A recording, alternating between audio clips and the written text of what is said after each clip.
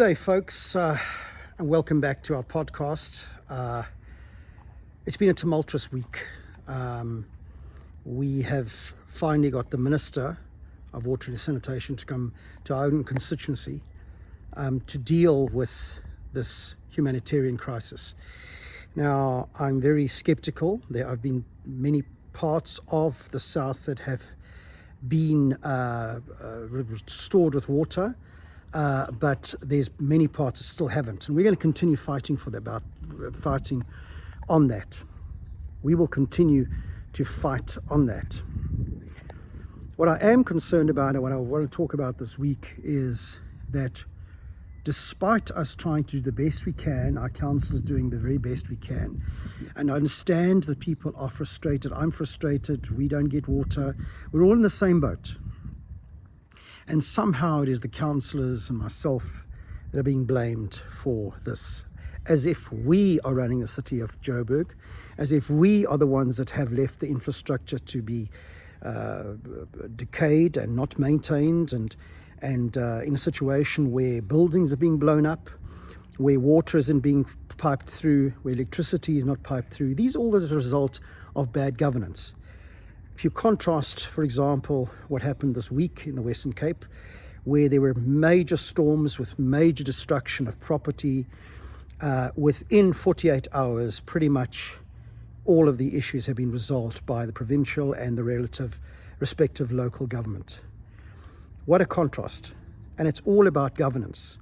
And I think it's very sad that instead of uniting as a community, where we should be working together and trying to put pressure on government to fix our problems, in particular at the moment is the water crisis. It's an absolute humanitarian crisis.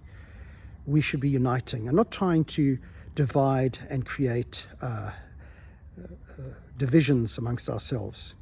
If you don't like a councillor, if you don't like me, I don't mind.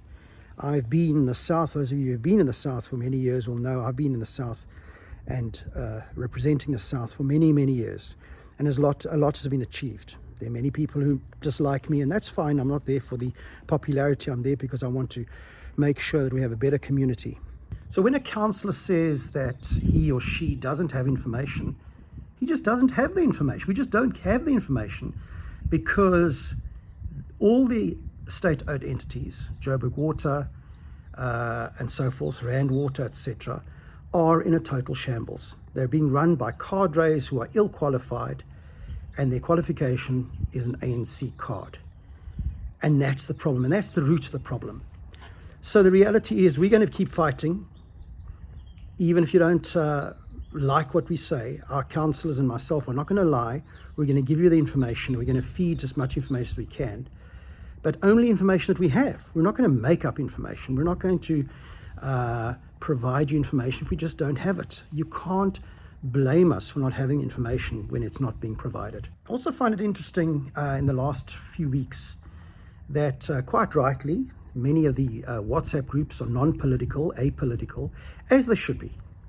They are community groups, some of them focusing on specific aspects like security or whatever the case is. But when it is these crises, suddenly political parties, in particular the DA, get mentioned. Suddenly these residents start talking about the DA and how useless the councillors are. But very conveniently, when they don't want to talk about politics, when they want it to be apolitical, then it's apolitical. So all I'm asking is that we either need to be consistent or not. Either we're going to be political or we're not going to be political. And certainly we're going to not be political as the DA. We're going to try we're not trying, we are serving the community as best we can. But to blame the councillors as if we're the problem is very, very short-sighted. And I know that I'm talking to very few, a real minority who think like that.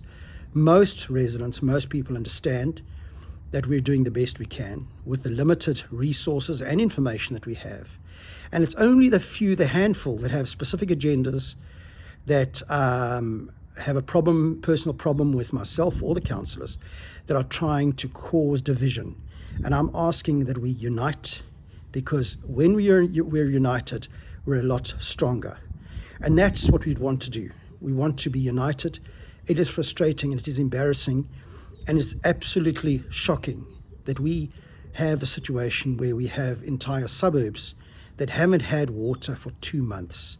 This is real failed state stuff. This is real third world stuff that the DA is trying to fight against, and the ANC is creating.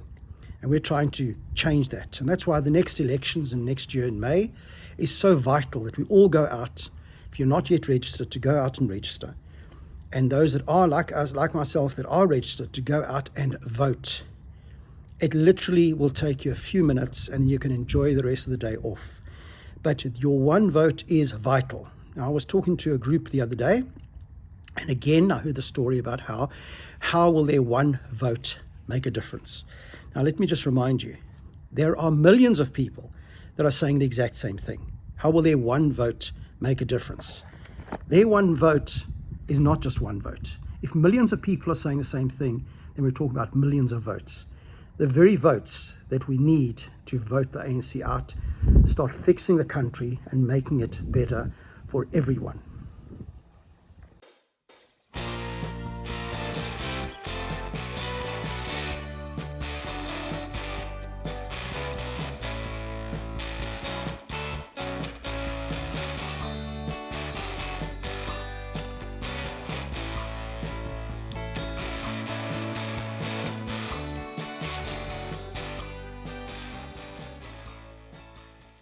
So even after the public meeting that was held with the minister, he promised that he would fix these things using a 5-point plan, which is news to us. It's the first time we've heard about such a thing.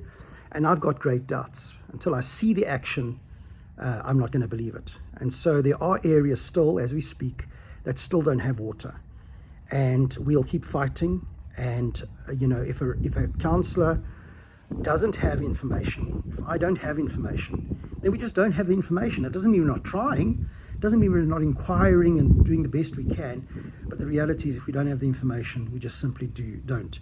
But in the meantime, we're going to fight as much as we can to make sure that people are serviced as much as possible, so that we can try and make people's lives as comfortable as possible until we vote these ANC people out in the next election. So those of you who may not know what happened, is this week, the minister had a meeting with the community.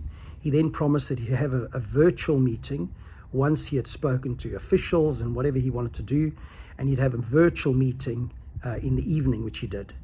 And he's made all sorts of promises. I've learned to be very cynical and to only believe the promises when I actually see them being delivered. So that's we're going to keep fighting with that. But I just urge you, let's unite. Let's work together. I don't mind if councillors are criticised. It's good, healthy debate if councillors, even myself, are criticised. But then have a basis to criticise us. Have a basis. If you say that we're not doing our job, then what is it that we're not doing? Tell us what it is that we're not doing. If we're not providing information, then there's a reason for that. It's because we just simply don't have the information. To say that we're not prepared to be out and day and night working as our councillors do, in the rain and in sunshine, is not fair, because it's not the fact. We are working what we do and doing the best we can. So I'm going to ask that, please, if you are registered already, that's great. If you have friends and family that are not registered, please do come out. We've got a whole lot of registration opportunities this weekend. Please come out and register, because we need every single person to go and vote next year. Now, just an explanation about registration. If you're already registered, you only need to register once for life. And the only time you need to re-register is if you change addresses. Otherwise, if you're already registered, if you voted last election, then you're already registered, and that's great.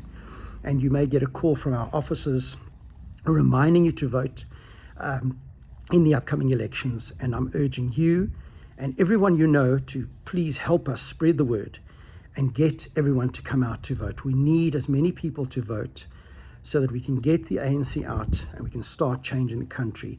And it's the first time in our history, that there's a realistic chance of the DA getting in as government and the ANC not. It is not rhetoric, it's not propaganda, these are real statistics. Even the ANC's own statistics and polling are saying that. And they're nervous. And I'm glad they are, because they've shown to be an incompetent government and we need to change it for the better. So I remind you, where we govern well. And if you disagree, then tell me, where do we not govern well? Where are the problems? And chances are, where there are problems is usually in unstable coalitions that are not working to make sure that it's the residents that are benefiting, but they're only interested in self-gain. I found it interesting that a resident, while the meeting was going on, clearly wasn't present at the meeting with the minister, was saying, where are the councillors? And I said, but they're here at the meeting. So residents have to provide some accountability. You're demanding that the councillors are there. You don't even know if they're not, but yet you're already immediately accusing them of not being there when you're not there yourself.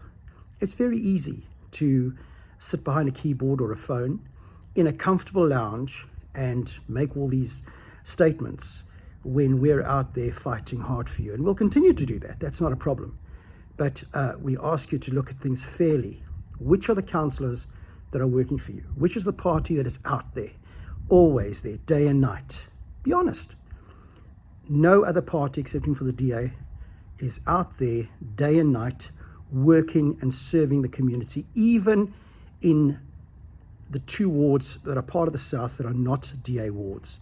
We're there all the time serving the community. So look at facts. Look at facts and see who is really serving the community and who deserves to be voted in next time, so we can finally fix the country and start making it the beautiful country that we deserve to have.